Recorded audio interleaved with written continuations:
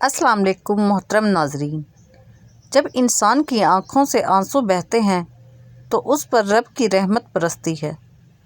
نہ تھا ہمارا کوئی، نہ ہم کسی کے ہیں، بس ایک خدا ہی ہے ہمارا اور ہم اسی کے ہیں۔ خشک خارش بہت ہی تکلیف دہ بیماری ہے جس کی وجہ سے مریض کو ساری ساری رات نیند نہیں آتی۔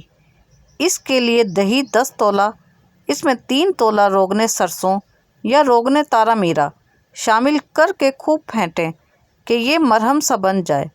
اب اس مرہم کو تمام بدن پر ملیں اور 1.5-2 گھنٹے کے بعد غسل کر لیں۔ اگر یہ عمل رات کو کریں تو زیادہ بہتر ہے، کیونکہ دوا کا تمام رات جسم پر لگے رہنا زیادہ مفید اثرات رکھتا ہے۔ کشمش بلغم کو کم کرتی ہے۔ کدو کھاؤ کیونکہ یہ سبزی دماغ کو قوت دیتی ہے۔ جس حد تک ممکن ہو لہسن کا استعمال کرو کیونکہ یہ 70 بیماریوں کی دوا ہے۔ کلونجی ہر درد کی دوا ہے، سوائے موت کے اس کی کوئی دوا نہیں۔ کھجور کو ناشتے میں کھاؤ تاکہ تمہارے اندر اندرونی جراثیم کا خاتمہ ہو جائے۔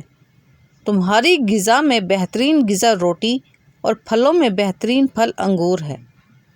چھت والے پنکھے کو صاف کرنے کے لیے پرانا تکیے کا غلاف استعمال کریں۔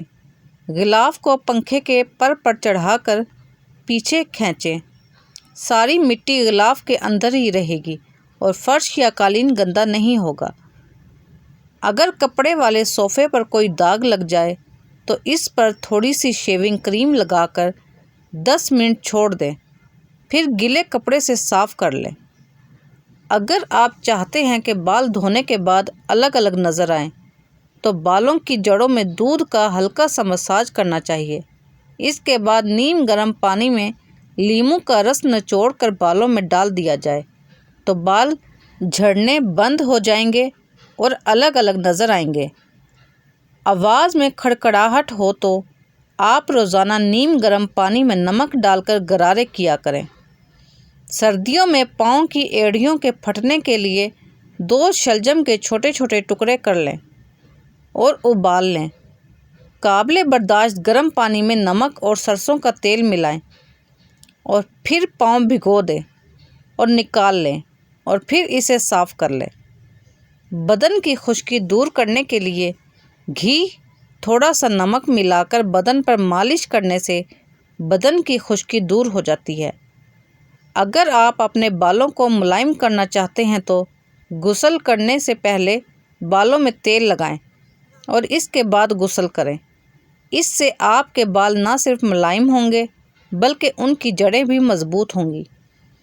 اگر لیموں سخت ہو اور رس نہ نکل رہا ہو تو اسے 1 منٹ کے لیے نیم گرم پانی میں بھگو دیں۔ لیموں نرم ہو جائے گا اور اسے رس بھی زیادہ دے گا۔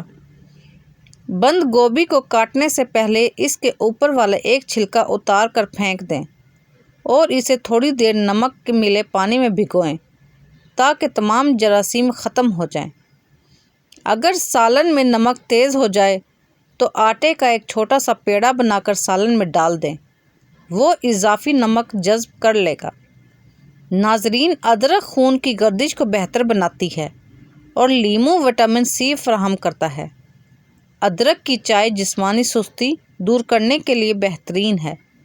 اس میں موجود اینٹی آکسیڈنٹ میٹابولزم کو تیز کرتے ہیں جس سے جسمانی وزن بھی کنٹرول رہتا ہے اور چستی بھی آتی ہے۔